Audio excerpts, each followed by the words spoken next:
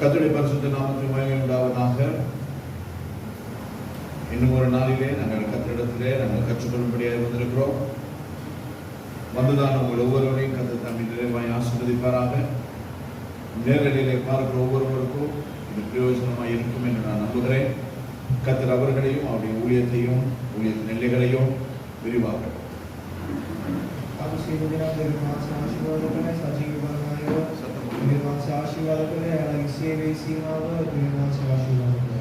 அநேக தடைகளை தாண்டி இந்த நாளிலே நாங்கள் கற்றுக்கொள்ளும்படியாக வந்திருக்கிறோம்.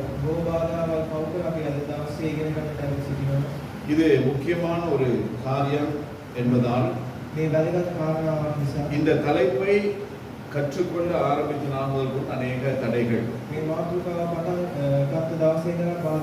ஆனாலும் அந்த தடைகளை நீக்கி கத்திர நாளிலே கற்றுக்கொள்ள நமக்கு இரக்கம் செய்வாரா.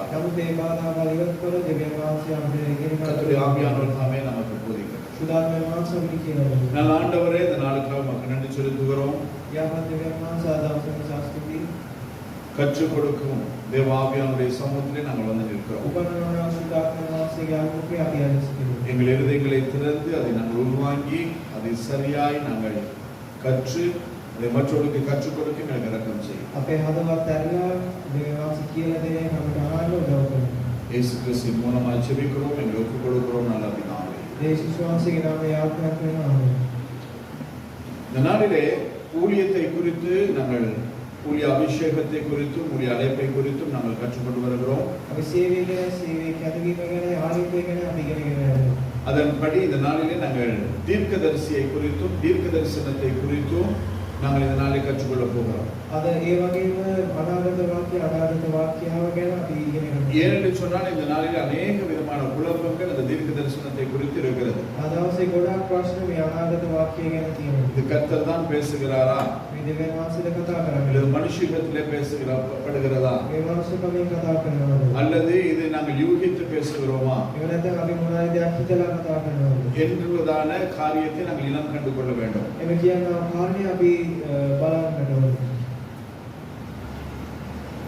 ரோயே என்று சொல்லப்படுகிறதான எபிரேய ஒரு பெயர் சொல்லுண்டு. அதற்கு காண்பவர் என்று பொருள். அப்ப தேவன் எல்லாவற்றையும் காண்கிறவராய் இருக்கிறார். தேவனிடத்திலிருந்து சொப்பனங்கள், தரிசனங்கள், சொப்பனம் வந்து ஈனம், வெளிப்பாடுகள், இவற்றை போன்று ஆவிக்குரிய உண்மையான மனிதனுக்கு போதிக்கிறது தான் தீர்க்க தரிசனம்.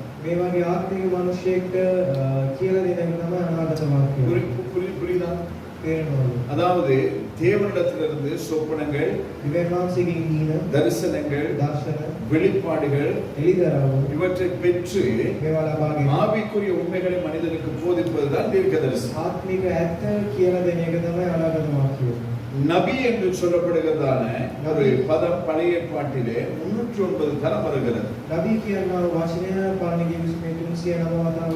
இது தீர்க்கதரிசிக்கு சொல்லப்பட்டதான ஒரு பெயர். அதாவது நபி என்று சொன்னால் தேவனது மனதில் உள்ள இதை ஆவியினால் வார்த்தையால் பேசுகிறவர்கள் தான் இந்த நபிகள். ஆனால் இந்த நபி என்று சொல்லப்படுகிறதான பதத்தை நம்முடைய கிறிஸ்தவத்திலே நாங்கள் இப்பொழுது பாவிக்கிறது இல்லை, அது இஸ்லாமியர்கள் பாவித்து வருகிறார்கள்.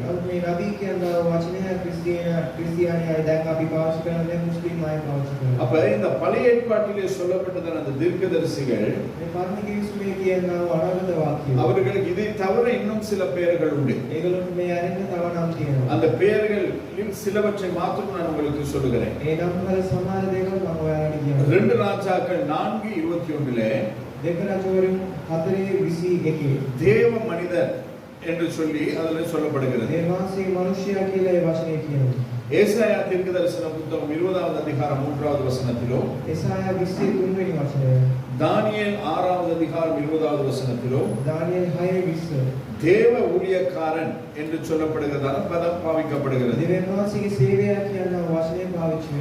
ஏசாயா 61வது அதிகாரம் 1 தொடங்கி 3வது வசனம் வரையிலும் ஏசாயா 61 වචන 1 ඉඳන් 3 වෙනකම් ஆவியின் மனிதன் என்று சொல்லப்படுகிற பதம் சொல்லப்படுகிறது. ආත්මේ මනුෂ්‍යයා කියන වචනේ භාවිත වෙනවා. எசேக்கியேல் 3வது அதிகாரம் 17வது வசனத்திலே එසේකියල් 3 17 காவல்காரன் என்று சொல்லப்படுகிறதான சொல்லை பாவிக்கப்படுகிறது.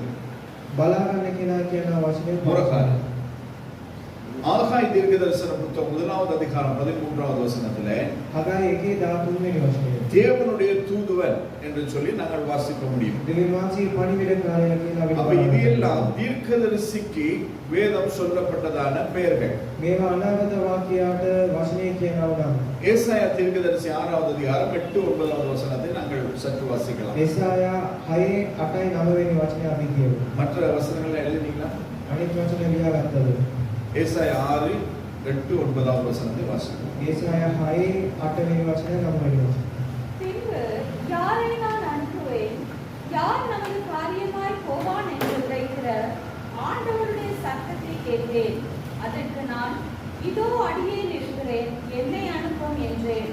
அப்பொழுது அவர், நீ போய் இந்த ஜனங்களை நோக்கி, நீங்கள் காதார கேட்டும் உணராமலும் கண்ணார கண்டும் அறியாமலும் இருங்கள் என்று சொல். அதாவது தேவன் தன்னுடைய வார்த்தையை சொல்லும்படியாக அல்லது தன்னுடைய பிரதிநிதியாக ஒருவரை அனுப்பும்படியாய் தேவன் விரும்புகிறார். දෙවියන් වහන්සේගේ වචනේ කියන දෙවියන් වහන්සේ කෙනෙක් හොයනවා. அப்ப அந்த அவருடைய ஸ்தானாதிபதியாக அல்லது அவருடைய பிரதிநிதியாய் போக முற்பட்டவன் தான் இந்த ஏசாயா தீர்க்கதரிசி. දෙවියන් වහන්සේගෙන් යාපු මනුෂ්‍යය තමයි මේ ඒසායා. அப்ப இந்த ஏசாயா தீர்க்கதரிசி போய் அவர் ஜனங்களுக்கு என்ன சொல்கிறார்? கண்டதையும் கேட்டதையும் கூட நீங்கள் உணராமல் இருக்கிறீர்கள் என்று அவர் சொல்கிறதை நாங்கள் பார்க்கிறோம். ඒසායා ජනතාවට කියනවා දැකපු දේ ඔයාලා තේරුම් ගන්නේ නැහැ அப்ப කියලා. இன்றும் கூட பார்த்தால் நாங்கள் தீர்க்க தரிசனமாய் கர்த்தர் ஆதியாகமம் முதல் கொண்டு வெளிப்படுத்தின விசேஷம் வரையில் நமக்கு எழுதி நம்முடைய கரத்திலே கொடுத்திருக்கிறார். අදත් අපි බලනවා අනාගත වාක්‍යයක් හැටියට උත්පත්ති ඉඳන් ඉරිදර වෙනකන් දෙවියන් அப்ப இந்த தீர்க்க தரிசனத்தை தாண்டி வேற ஒரு தீர்க்க தரிசனம் வர முடியாது. මේ අනාගත වාක්‍ය පවු කර වෙන එකක් අපිට ලැබෙන්නේ. இன்று உலகத்திலே நடக்கிறதான நிகழ்வுகளாய் இருக்கட்டும், අද ලෝකයේ සිදුවෙනා වූ දේවල් நாங்கள் பார்க்கிறதான நிகழ்ச்சிகளாய் இருக்கட்டும், බලන්නා වූ දේවල් වෙන්න. எல்லாமே வேதம் சொன்னதுதான் நடக்கிறதே ஒழிய நடக்கிறது எதுவுமே வேதத்திற்கு ஒவ்வாததாகவோ ஒத்ததாகவோ இல்லை. හැමදාම වචනේ තියෙනවා සිදුවෙන්නේ හැරෙන්නේ සිදුවෙන දේවල් වචනේ නෙමෙයි. நன்றாய் புரிந்து கொள்ளுங்கள். හොඳට තේරුම් ගන්න. வேதத்திலே என்னென்ன காரியங்கள் சொல்லப்பட்டதோ වචනේ මොන දේවල් කියවුවා. அதுதான் இன்று நடக்கிறதே ஒழிய ඒ තමයි අද සිදුවෙන්නේ. இன்று நடக்கிறதை இனிமேல் யாரும் அதை எழுதி வைக்கவோ சொல்லவோ வேண்டிய அவசியம் கிடையாது. අද වෙන එක තව කෙනෙක් ලියන්නට අවශ්‍ය அப்ப නැහැ. இந்த கடைசி நாட்களிலே வாழ்கிறோம். අපි අන්තිම දවසේ ජීවත් யுத்தங்கள் வரும் என்று கர்த்தர் சொன்னார். යුද්ධ එනවා කියලා දෙවියන් වහන්සේ කිව්වා. யுத்தத்தின் செய்திகளை கேட்பீர்கள் என்று சொன்னார். යුද්ධේ ප්‍රවෘත්ති ආනවා. நம்முடைய தேசத்தில் யுத்தம் இல்லை. අපේ දේශයේ යුද්ධය නැහැ. ஈரான் இஸ்ரேல் தேசத்துக்குள் யுத்தம் நடக்கிறது. ඊරාන් ඉස්රේල් දේශය තුල යුද්ධය. பாகிஸ்தான் இந்தியா எல்லைக்குள் யுத்தம் நடக்கிறது. පාකිස්තාන ඉන්දියාවේ යුද්ධය. இன்னும் அநேக தேசங்களில் யுத்தங்கள் நடக்கிறது. බොහෝ රටවල් වල ஆனால் යුද්ධය. அந்த செய்திகளை நாங்கள் கேட்கிறோம். නමුත් ඒ ප්‍රවෘත්ති අපිට ஒரு ලහා 30 வருட காலமாய் இலங்கை தேசத்திலே யுத்தங்கள் நடந்தது. අවුරුදු 30ක් අපේ දේශයේ அந்த யுத்தத்தின் செய்திகளை உலக நாடுகள் கேட்டது. ඒ යුද්ධයේ ප්‍රවෘත්ති අනිත් රටවල් වල அப்ப ஆண்டவர் என்ன சொன்ன? யுத்தங்களையும் யுத்தங்களின் செய்திகளையும். දෙවියන් වහන්සේ මොනවද කියන්නේ? යුද්ධයේ ප්‍රවෘත්ති. பஞ்சம் சாகத் සාගතය. இன்று உலகம் எல்லாம் அந்த பஞ்சம் வந்திருக்கிறது. අද ලෝකුරාම සාගත ඇවිල්ලා. என்னை கேட்பீர்களானால் මගෙන් අහනවා. வேதம் கேட்க முடியாத ஒரு பஞ்சமும் இப்பொழுது வந்திருக்கிறது. වචනේ ආන්න බැරි සාගතයක් මේ கேட்க நீங்க எப்படி சொல்றீங்க அப்படின்னு? ඒ කොහොමද කියන්නේ? அதாவது வேதத்தை வேதமாய் கேட்க முடியாத ஒரு காலத்தில் நாங்கள் வாழ்ந்து கொண்டிருக்கிறோம்.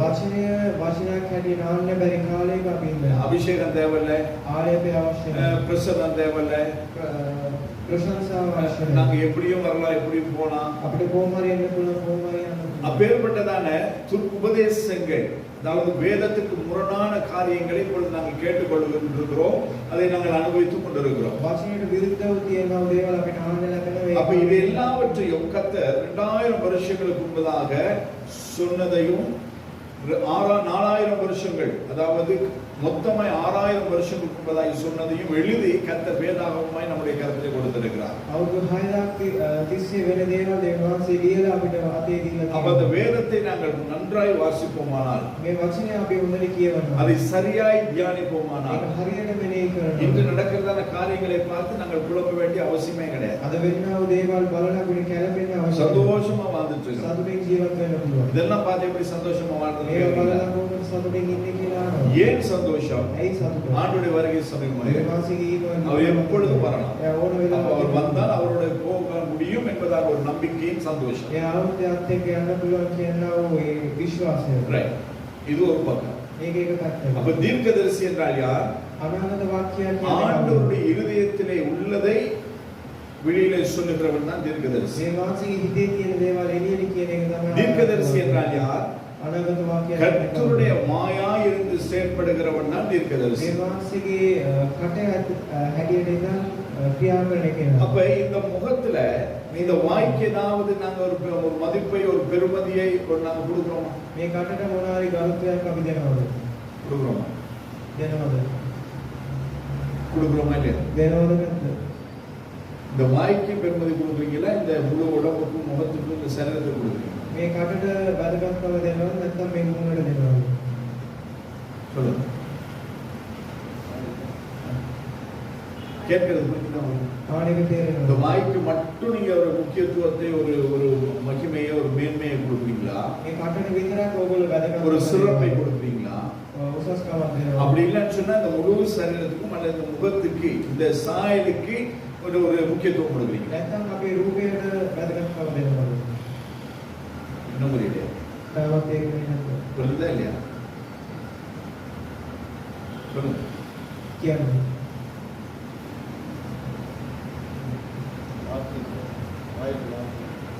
நான் கேட்கிறது இந்த வாய்க்கு முக்கியத்துவம் கொடுக்குறீங்களா? வாய் அதுக்கு முக்கியத்துவம் கொடுக்குறீங்களா? ඕගොල්ලෝ කටට වැදගත්කම இந்த දෙනවද? வாயை உள்ளடக்கிய இந்த முகத்துக்கு முக்கியத்துவம் கொடுக்குறீங்க. මේ කට කියනවා මූණට වැදගත්කම දෙනවද? இந்த முகத்தையும் இந்த வாயை உள்ளடக்கிய முழு சரீரத்துக்கு முக்கியத்துவத்தை கொடுக்குறீங்க. මේ මූණයි මේ කටයි කියනවා මුළු ඇඟට වැදගත්කම දෙනවද? எதுக்கு? முழு உடம்பு. මුළු ඇඟටම. அப்ப தீர்க்கதரிசி என்று சொல்லப்படுகிறவன் யார்? අනාගත වාක්‍යයක් කියන්නේ කවුද? இந்த சரீரத்தின் வாய் மட்டும்தான். මේ ශරීරයේ කට විතරයි. மவுத் பீஸ். அப்ப இதை கர்த்தர் பயன்படுத்துகிறார். මේක දෙවියන් වහන්සේ භාවිතා කරනවා. அப்ப இன்று மனுஷர்கள் யாருக்கு முக்கியத்துவம் கொடுக்கிறாங்க? අද දිනේ මනුෂ්‍යයන් කාටද වැදගත්කම දෙන්නේ? கர்த்தருடைய தீர்க்க தரிசனத்துக்கா அல்லது தீர்க்க தரிசனத்தை சொல்லுகிற தீர்க்கதரிசிக்கா? දෙවියන් වහන්සේගේ අනාගත වාක්‍යයේද වාක්‍යයටද? தீர்க்கதரிசி. අනාගත அவர் වාක්‍යය. சொன்னாரு. එයා කිව්වා. இவர் சொன்னாரு. එයා කිව්වා. இப்படி சொன்னாரு. එහෙම කිව්වා. அப்படி சொன்னாரு. එහෙම කිව්වා. அது அப்படியே நடந்துருச்சு. එහෙම සිදු වුණා. சொன்னவன்ட பிரயோஜனமே கிடையாது. කියපු කෙනා කිසි ප්‍රයෝජනයක් නැහැ. சொன்னவர் தான்.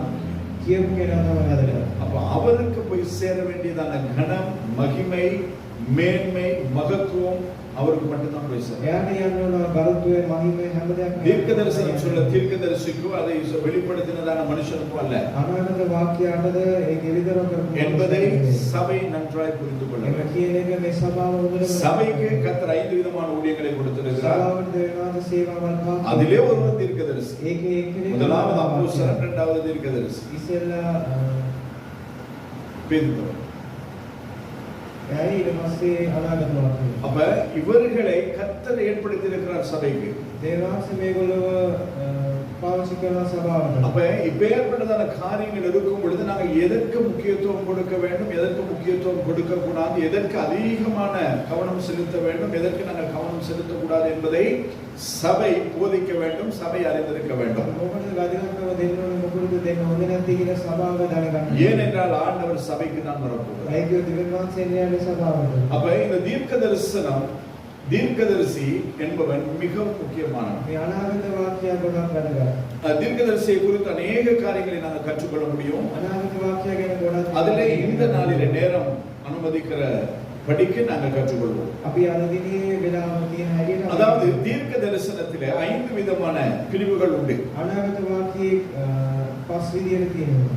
அந்த 5 விதமான பிரிவுகளை இந்த நாளிலே நாங்கள் பார்ப்போம். நேரம் அனுமதிக்குமானால் இன்னும் என காரியங்களை நாங்கள் கற்றுக்கொள்வோம். ඒ කාරණාවල් පහක් අපි දැන් බලමු වෙලාවට. முதலாவது ඉස්සෙල්ලා ஒரு தனி மனிதனுக்கு சொல்லப்பட்ட தீர்க்க தரிசனம் அல்லது ஒரு தனி மனிதனுக்கு சொல்லப்படுவது. තනි මනුෂ්‍යයෙක්ට කියන්නවද? அதாவது எனக்கு அல்லது உங்கள் தனிப்பட்ட ஒவ்வொருவருக்கும் சொல்லப்படுகிறது தான் தீர்க்க தரிசனம். මට නැත්නම් පෞද්ගලිකව ඔයගොල්ලන්ට කියන්නවද? 1 ராஜாக்கள் 13வது அதிகாரம் 2வது வசனத்தை வாசிக்கலாம். එක රජවරුන් 2:15ක්. එක රජවරුන්. එක රජවරුන්. 1 ராஜாக்கள் 13:2. එක රජවරුන් 13 දෙවෙනි වචනය. அந்த பலிபீடத்தை நோக்கி பலிபீடமே பலிபீடமே இதோ தாவீதின் வம்சத்தில் யோசியா என்ற பெயருள்ள ஒரு குமாரன் பிறப்பான். அவன் உன்மேல் தூபம் காட்டுகிற மேடைகளின் ஆசாரியர்களை உன்மேல் பலியிடுவான். மனுஷரின் எலும்புகளும் உன்மேல் சுட்டெரிக்கப்படும் என்பதை கர்த்தர் உரைக்கிறார் என்று கர்த்தருடைய வார்த்தையை கூறி. இது யாரை பற்றி சொல்லப்பட்ட தீர்க்க தரிசனம்? මේ කවුරු ගැන කියපු අනාගත වාක්‍යයක්. யார் குறித்து? யாரை குறித்து? කවුරු ගැනද? யாரை குறித்து? நான் தூக்கத்துல கேட்கிறீங்க. யாரை குறித்து? කවුරු ගැනද? யாரை குறித்து? மறுபடியும் அவசியம். அந்த பலிபீடத்தை நோக்கி பலிபீடமே பலிபீடமே இதோ தாவீதின் வம்சத்தில் யோசியா என்ற பெயருள்ள ஒரு குமாரன் பிறப்பான். யாரை குறித்து? யோசியா. யோசியாவை குறித்து. இந்த தீர்க்க தரிசனம் யாரை குறித்து? මේ අනාගත වාක්‍යය කවුරු ගැනද? யோசியா ගැන. யோசியா பிறந்து அவன் என்ன செய்வான் என்பதை தேவனுடைய ஆவியானவர் தீர்க்க தரிசனமாய் சொன்னதுதான் இது. யோசியா ඉපදිලා යා මොනවා කරයිද කියලා අනාගත වාක්‍යයක් ඇටියට කියපු. 2 ராஜாக்கள் 23வது அதிகாரம் දෙක රජවරුන් 15 தொடங்கி 17 வரையிலும் வாசிக்கலாம். වචන 15 වෙනිදා 2 ராஜாக்கள் 23 දෙක රජවරුන් 22 15 தொடங்கி 17 வரையும். 15 පටන් 14 වෙනිදා. இஸ்ரவேலில் பாவம் செய்யப்பட்ட நேபாத்தின் குமாரனாகிய யெரொபெயாம் பெத்தேலிலே உண்டாயிருந்த பலிபீடமும் மேடையும் ஆகிய அவ்விரண்டையும் அவன் இடித்து அந்த மேடையை சுட்டெரித்து தூளாக்கி விக்கிரக தோப்பையும் சுட்டெரித்தான். யோசியா திரும்பி பார்க்கிற போது அங்கே அந்த மலையில் இருக்கிற கல்லறைகளை கண்டு ஆட்களை அனுப்பி அந்த கல்லறைகளில் உள்ள எலும்புகளை எடுத்து வர செய்து இப்படி நடக்கும் என்று தேவனுடைய மனுஷன் கூறின கர்த்தருடைய வார்த்தையின்படியே அவைகளை அந்த பலிபீடத்தின் மேல் சுட்டெரித்து அதை தீட்டாக்கினான். அப்பொழுது அவன் புரியுதா? 1 ராஜாக்கள் 13:2 එක රජවරුන් 1:14 யோசியாவை குறித்து தீர்க்க தரிசனம் சொல்லப்படுகிறது. யோசியா ගැන අනාගත වාක්‍යයක් එතන 2 ராஜாக்கள் 23வது அதிகாரம் 15 தொடங்கி 17வது வரையிலும் දෙක රජවරුන් 23 சொல்லப்பட்டதான தீர்க்க தரிசனம் நிறைவேறினது. කියපු වචනේ ඉෂ්ට වෙනවා. அப்ப ஒரு தீர்க்கதரிசி தீர்க்க தரிசனம் கர்த்தர் சொல்லி சொன்னால் අනාගත වාක්‍යයේ දෙවියන් වහන්සේ කියපු වචනේ කිව්වොත් அது நிறைவேற வேண்டும். ඒක ඉෂ්ට වෙන්න ඕනේ. அது அப்படியே நிறைவேற வேண்டும். ඒ විදිහටම ඉෂ්ට වෙන්න ඕනේ. சொன்னதை கர்த்தர் அப்படியே செய்து முடித்தார். කියපු දේ දෙවියන් වහන්සේ அப்ப ஒரு மனிதனை குறித்து தீர்க்க தரிசனம் தனிப்பட்ட விதமாய் சொல்லப்படுகிற ஒரு பகுதி உண்டு. මනුෂ්‍යයෙක් ගැන පුද්ගලිකව කියනවා පදයක් තියෙනවා. இரண்டாவதாக දෙවෙනිව ஒரு குடும்பத்தை குறித்து சொல்லப்பட்ட தீர்க்க தரிசனம். ඒක පවුලක් ගැන කියපු අනාගත වාක්‍යය. ஆதியாகமத்தின் புத்தகம் 12வது அதிகாரம் 1-2வது வசனங்கள். උත්පත්ති 12 වෙනි පදයේ වචන 1යි 2යි. 1-2. கர்த்தர் ஆபிரகாமை நோக்கி நீ உன் தேசத்தையும் உன் இனத்தையும் உன் தகப்பனுடைய வீட்டை விட்டு புறப்பட்டு நான் உனக்கு காண்பிக்கும் தேசத்துக்கு போ.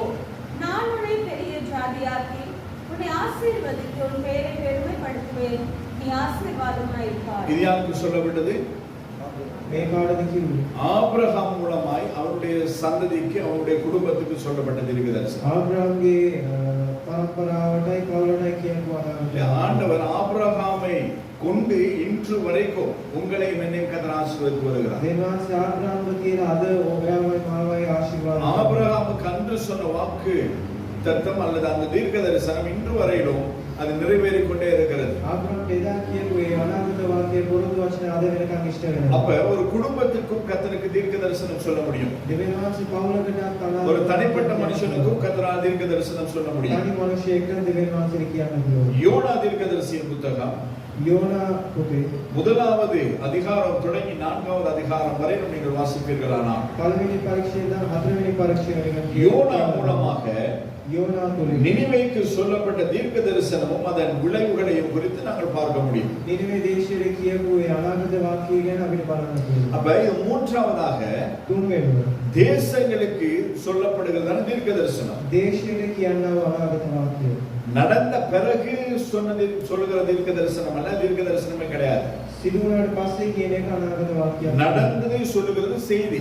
කියන එක සිදු වෙච්ච එක කියන இப்படி நடந்துருச்சு, මේව සිදු இந்த இடத்துல இப்படி ஏற்பட்டிருக்கிறது அப்படின்னு சொல்லுகிறது அது செய்தி. එම කියන එක ප්‍රවෘත්ති. ஆனால் வரப்போகிறதை முன்கூட்டியே சொல்லுகிறது தான் தீர்க்க தரிசனம். නමුත් එන්නේ යනවා දේ දැම්ම කියන එක තමයි. நடப்பதை முன்கூட்டியே சொல்லுகிறது தான் தீர்க்க தரிசனம். සිදු වෙන යන දේ ඉස්සෙල්ලාම කියන அதற்கு பின்பதாக என்ன நடக்கும் என்பதை சொல்லுகிறது தான் தீர்க்க ඊට தரிசனம். පස්සේ මොනවද සිදු වෙන්නේ කියන එක. அப்ப நினிவே பட்டணத்தை குறித்து கர்த்தர் யோனாவுக்கு ஒரு தீர்க்க தரிசன வார்த்தையை கொடுத்து அனுப்புகிறார். නිනවේ දේශය ගැන දෙවියන් වහන්සේ යෝනාට අනාගත ஆனால் වාක්‍යය. கர்த்தருடைய சுபாவம் தெரிந்தவன், නම් දෙවියන් වහන්සේගේ හැටි கர்த்தருடைய தீர்க்கதரிசியானவன் கர்த்தர் யார் என்பதை தெரிந்திருக்க வேண்டும். දෙවියන් වහන්සේ කවුද කියලා දෙවියන් වහන්සේගේ අනාගතය கர்த்தருடைய தீர்க்கதரிசியானவன் கர்த்தருடைய சுபாவம் தெரிந்திருக்க දෙවියන් வேண்டும். වහන්සේගේ අනාගත වාක්‍යය දෙවියන් වහන්සේගේ கர்த்தருடைய தீர்க்கதரிசியானவன் கர்த்தருடைய இருதய துடிப்பை அறிந்திருக்க දෙවියන් வேண்டும். වහන්සේගේ හදවත ගැන දැනගන්න. அதனால் அவன் என்ன செய்கிறான்? ඒ නිසා මොනවද ஆண்டவரே, நான் போய் தீர்க்க தரிசனம் சொல்ல, දෙවියන් වහන්සේ මං කියලා அந்த தீர்க்க தரிசனத்தை கேட்ட அந்த மனுஷர்கள் மனம் திரும்பினால், කියනවා දේවල් අහලා ඒගොල්ලෝ වෙනස් වුණා. மனம் வருந்தினால், හිත වෙනස් වුණා. மனம் மாறினால் හිත වෙනස් කරගත්තා. நீர் அவர்களுக்கு இறங்குவீர். ඔයා යාට අනුකම්පාව. அப்பொழுது என்னுடைய பேர் என்னவும் එතකොට මගේ නම கெட்டு போயிடும். නරක වෙනවා. என் தீர்க்க தரிசனம் சொன்ன தீர்க்க தரிசனம் நிறைவேறவில்லையே என்று சொல்லி என்னை பழி சொல்வார்கள். අනාගත වාක්‍යයක් කිව්වා ඒක ඉෂ්ට වෙන්නේ නැහැ කියලා. அதனால உங்களுடைய தீர்க்க தரிசனம் வேணாம், உமக்கு தீர்க்கதரிசியா இருக்க வேண்டாம் என்று சொல்லி அவன் எங்க போகிறான்? தர்சீசுக்கு ஓடி ඒ போகிறான். නිසා මේ මොකද මට එපා කියලා මේ දේශයට යනවා. தர்சீசுக்கு போனவனை கர்த்தர் அழைத்து அடித்து அவனை கொண்டு வந்து தான் நீ செய்ய வேண்டும் என்று நியமித்த வேலைகளை செய்யும்படியாய் கர்த்தர் அவனை பாவிக்கிறார். දේශයට ගිය කෙනා දෙවියන් වහන්සේ කැඳවලා ගහලා ඔයා තමයි කරන්න ඕනේ කියලා ඒසායට කනවා.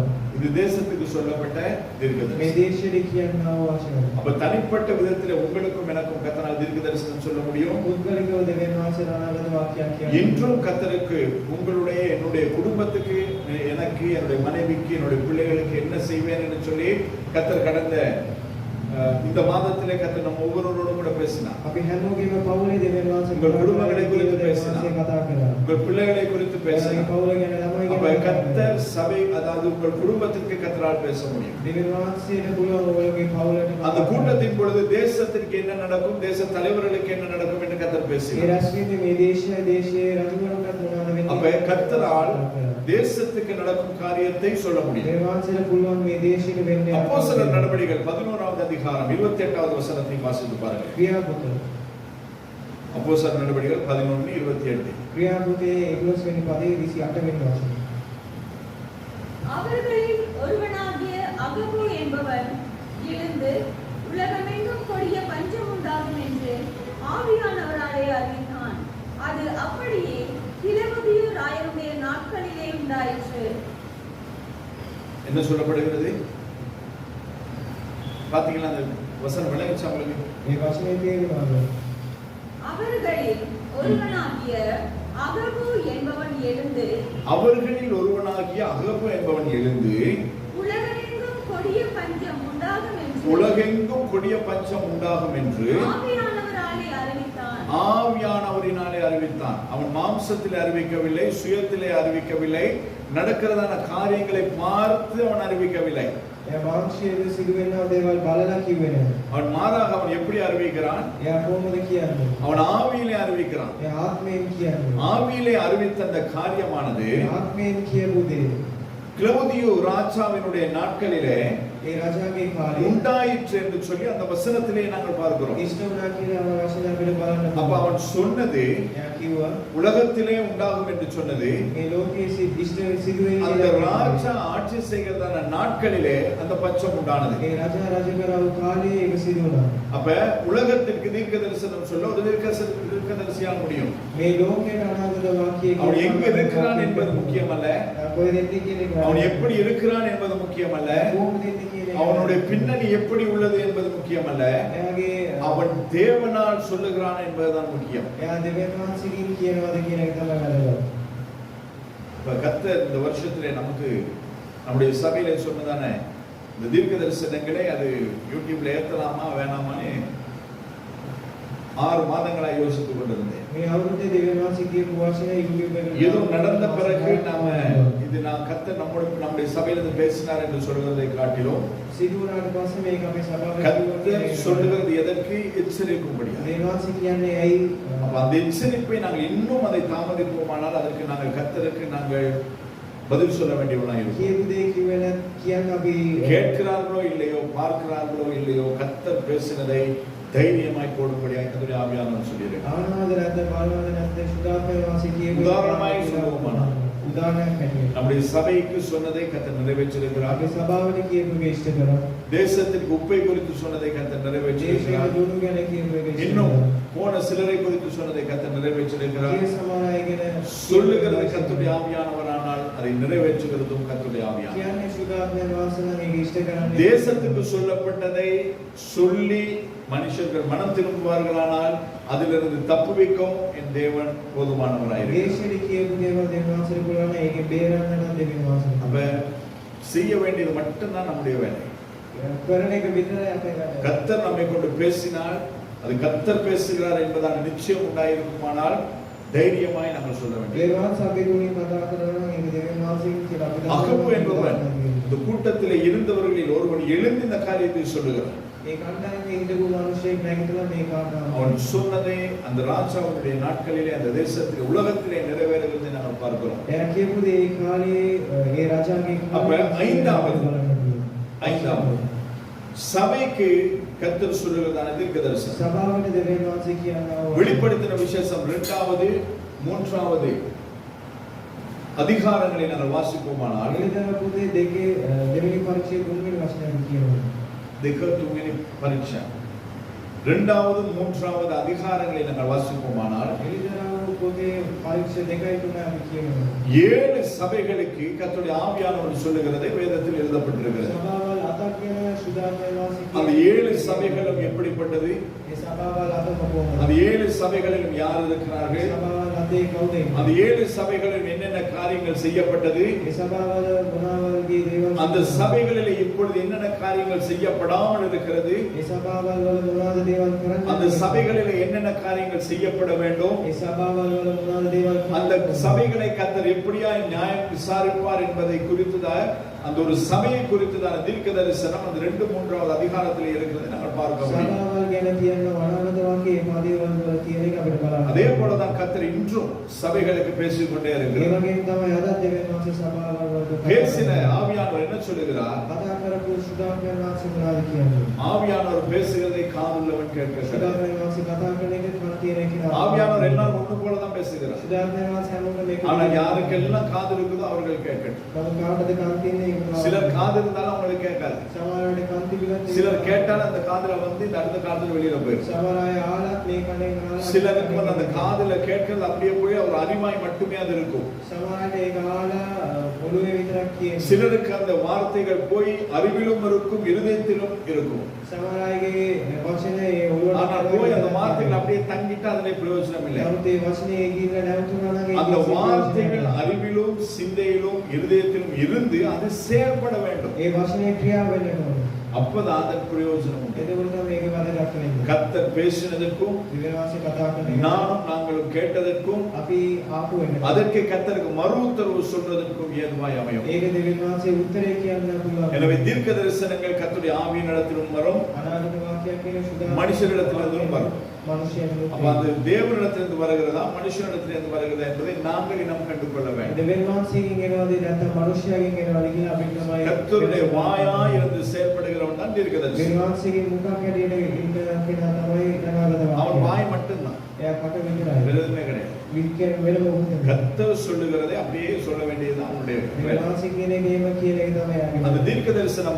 தீர்க்க தரிசனமானது நாங்கள் பார்த்தது போல 5 விதத்திலே அது பிரிக்கப்படுகிறது. ඒ අනාගත වාක්‍ය පස් විදිහට ඒක බෙදෙනවා. தனிப்பட்ட விதத்திலே, පුද්ගලිකව, குடும்பத்துக்கு, පවුලකට, அடுத்தது எங்க தேசத்துக்கு, දේශයට, உலகத்துக்கு, මේ ලෝකෙට, சபைக்கு. සභාවට. அப்ப இந்த தீர்க்க தரிசனங்களை நாங்கள் கேட்டதன்படி நாங்கள் செய்ய நாங்கள் ஆயத்தமா இருக்க මේ வேண்டும். අනාගත වාක්‍ය ආලා අපි කරන්න සූදානම් වෙන්න ඕනේ. நேரம் இருக்கிறபடினாலே சுருக்கமாய் நாங்கள் தீர்க்கதரிசியினுடைய குணாதிசயங்கள் சிலவற்றை நாங்கள் பார்த்தோம். වෙලා තියෙන නිසා අපි ඉක්මනට අනාගත වාක්‍යයගේ பழைய புதிய ஏற்பாட்டிலே இருக்கிறதான தீர்க்கதரிசிகளுடைய சுபாவங்கள், குணாதிசயங்கள் පරණ කිවිසුම අලුත් කිවිසුමේ ඉන්නා වූ අනාගත වාක්‍යයන් இன்னைக்கு நாங்க பார்க்கும் பொழுது அநேக தீர்க்கதரிசிகள் அநேக விதமாய் இருக்கிறார்கள். අපි අද බලන අනාගත වාක්‍ය ගොඩක් අය ගොඩක් විදිහට ඉන්නවා. ஆனால் வேதம் சொல்லுகிற தீர்க்கதரிசிகளுடைய குணாதிசயங்கள் எப்படி இருக்கும் என்கிறதையும் இப்பொழுது இருக்கிறவர்களையும் நாங்கள் ஒப்பிட்டு பார்த்தால் யார் தீர்க்கதரிசி என்பது நமக்கு திட்டமும் தெளிவுமாய் நமக்கு தெரிந்துவிடும். ನಾವು වචනේ කියන එකටයි දැන් ඉන්න අයටයි අපි සංසන්දනය කළා. ஆமோஸ் தீர்க்கதரிசியின் புத்தகம் 3வது அதிகாரம் 7வது வசனம். ආමෝස් පොතේ 3 වෙනි පරිච්ඡේදය දෙවෙනි වචන. சில காரியங்களை நான் வசனத்தோடு கூட நடந்த நாளிலே வாசித்து விளக்க முடியாது விரும்புகிறேன். සමහර දේවල් වචනයත් සමග කතා ஏன் என்று சொன்னால் இது மிகவும் முக்கியமான ஒரு படிப்பு. ඒකෙන් මේක ගොඩක් වැදගත් කාරණාවක්. ஆமோஸ் தீர்க்கதரிசியின் புத்தகம் 3வது அதிகாரம் 7வது வசனம். ආමෝස් 3 8 වෙනි වචනය. கர்த்தராகிய ஆண்டவர் தீர்க்கதரிசிகளாகிய தம்முடைய ஊழியக்காரருக்கு தமது ரகசியத்தை வெளிப்படுத்தாமல் ஒரு காரியத்தையும் செய்யார். வேதம் என்ன சொல்லுகிறது? වචනේ මොනවද කියන්නේ? கர்த்தராகிய ஆண்டவர் கர்த்தராகிய ஆண்டவர் දිව්‍යන් වහන්සේ தீர்க்கதரிசிகளாகிய தம்முடைய ஊழியக்காரருக்கு தீர்க்கதரிசியாகிய தம்முடைய ஊழியக்காரருக்கு අනාගත වාක්‍යය හැටියට ඉන්නවා දේවාසික සේවය කරන්නේ. தமது ரகசியத்தை வெளிப்படுத்தாமல் තමන්ගේ රහස්‍ය විතරක් කරන්නේ ஒரு නැහැ. காரியத்தையும் செய்யார். ஒரு காரியத்தையும் செய்யார். ඒක කාරණාවක් කරන්නේ නැහැ.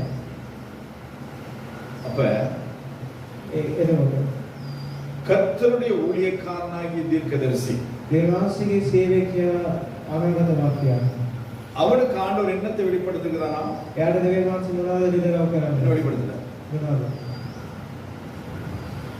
தீர்க்கதரிசிக்கு கர்த்தர் என்னத்தை வெளிப்படுத்துகிறார்? අනාගත වාක්‍යය දෙවියන් වහන්සේ මොනවද විතරක් කරන්නේ? என்னது? ரகசியம். දේවාසිකේ රහස්‍ය. ரகசியத்தை யாருக்கு வெளிப்படுத்த முடியும்? රහස්‍යකාර දෙවියන් කරන්න පුළුවන්. அதாவது நீங்களோ நானோ ரகசியத்தை யாருக்கு சொல்லுவோம்? ඔයයි මායි රහසක් කාටද කියන්නේ? நேரம் உங்களுக்கு. சரி வேற? අපිට ලං වෙච්ච අය.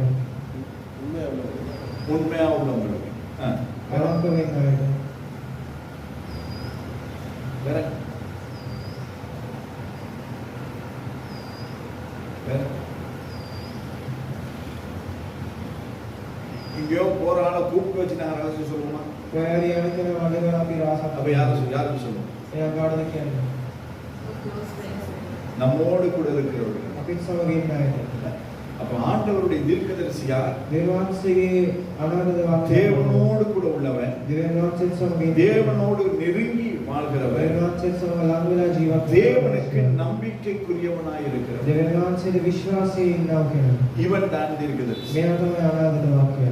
அப்போ ஒரு தீர்க்கதரிசி என்று சொல்லப்படுகிறவனுடைய குணாதிசயம், முதலாவது குணாதிசயம் என்னவாய் இருக்க வேண்டும்? අනාගත වාක්‍යයේ පළවෙනි සුභාය කොහොමද? அவன் தேவனோடு நெருங்கினவனாய் இருக்க வேண்டும். එයා දෙවියන් වහන්සේට ලං වෙච්ච කෙනෙක් වෙන්න. எப்பொழுதும் அவன் தேவனோடு கூட பயணப்படுகிறவனாய் இருக்க එයා வேண்டும். හැමදේම දෙවියන් වහන්සේත් එක්ක ගමන් කරන මනුෂයෙක්. அவன் எங்கு போனாலும் தேவனோடு கூட போகிறவனாய் இருக்க එයා வேண்டும். කොයි ගියත් දෙවියන් වහන්සේත් සමග ඉන්න. தேவன் எங்கு செல்ல சொல்லுகிறாரோ அந்த இடத்துக்கு செல்லுகிறவனாய் இருக்க வேண்டும். කොහේ කියන දේශානේ அப்ப எப்பொழுதும் தேவனோடு நெருங்கிய உறவிலே அவன் இருக்க வேண்டும். හැමදේම දෙවියන් වහන්සේත් සමග ලං වෙලා ඉන්නවා. நம்முடைய சகோதரி ஒரு ஆள் போயிருக்கிறான். අපේ ඇටි කෙනෙක් ගිහිල්ලා ඉන්නවා. போனவங்க தான். ගියා තමයි. ஃபோன் பண்ணாலும் ஆன்சர் பண்றது கிடையாது. කෝල් කරලා තාක්ෂි කරන්නේ. மெசேஜும் கிடையாது. මෙසේජ් එකක් නැහැ. அப்ப இவங்க எல்லாம் நெருங்கின உறவா? මේගොල්ලෝ ගොඩක් ලං වෙච්ච අය. ஆத்தை தாண்டி அங்கிட்டு இருக்கும்போது நமக்கு ஒரு ஃபோன் பண்ணி பேசுறது முக்கியம் கிடையாது. ළඟින් ඉඳලා පිටේ කතා කරන එක වැදගත් නෙමෙයි. அவங்க இன்னைக்கு எங்க இருக்கிறாங்க, எந்த நகரத்துல இருக்கிறாங்க, எந்த பட்டணத்துல இருக்கிறாங்க, எந்த கிராமத்துல இருக்கிறாங்கன்றது நம்ம இருக்கும் யாருக்குமே தெரியாது. අද දිනේ කොයි ස්ථානයේ ඉන්නවද කියලා අපි කාටවත් சொல்லிட்டு போனாங்க இந்த இடத்துக்கு போறோம் அப்படின்னு. කියලා යනවා කියලා ගියා අපි මේ ஆனா போனவங்க தலைமறைவாயாச்சு. නමුත් ගියේ කෙනා අතුරුදහන් වුණා. இது உறவு. මේක නෑකමක්ද? அப்ப சாதாரண உறவே இப்படியா இருக்கும் பொழுது සාමාන්‍ය නෑකමක් මෙව තියෙනවා. தேவனோடு கூட உள்ள உறவு இப்படி இருக்க முடியாது. දේවාචි සමගියන නෑකම මෙව நாங்க තියෙනවා. என்னத்தை செய்து கொண்டிருக்கிறோம்? நாங்க மனுஷரை மேமாற்றி தேவனை மேமாற்றி අපි கொண்டிருக்கிறோம். මනුෂ්‍යවත් රවට්ටලා දෙවියන් වහන්සේවත් රවට්ටලා தீர்க்கதரிசி என்ற போர்வையிலே நாங்கள் நம்முடைய மக்களை நாங்கள் வஞ்சித்துக் கொண்டிருக்கிறோம். අනාගත වාක්‍යයක් කියලා අපි ජනතාව රවට්ටනවා. தீர்க்கதரிசி என்று சொல்லப்படுகிறவன் අනාගත වාක්‍යයක් அவன் කියන්නේ தேவனோடு நெருங்கினவனாய் இருக்கிறான். දෙවියන් වහන්සේ ළඟ වෙච්ච அவன் ආකාරය. படுத்தாலும் எழுந்திருந்தாலும் அமர்ந்திருந்தாலும் எந்த நேரத்திலும் அவன் தேவனோடு கூட එයා කොයි වෙලාවක දෙවියන් වහන්සේ සමග ඉන්නවා කෙනෙක්. அடுத்தது அவன் தேவனுடைய நம்பிக்கைக்கு பாத்திரமானாய் இருக்க வேண்டும். ඊළඟට එයා දෙවියන් වහන්සේගේ විශ්වාසයට සුදුසු කෙනෙක් වෙන්න. தேவனுடைய நம்பிக்கைக்கு பாத்திரமானாய் இருக்க வேண்டியவன் எப்படி இருக்கணும்? දෙවියන් වහන්සේගේ විශ්වාසයට සුදුසු කෙනා කොහොමද වෙන්න ඕනේ? எப்படி இருக்கணும்? කොහොමද වෙන්න ඕනේ?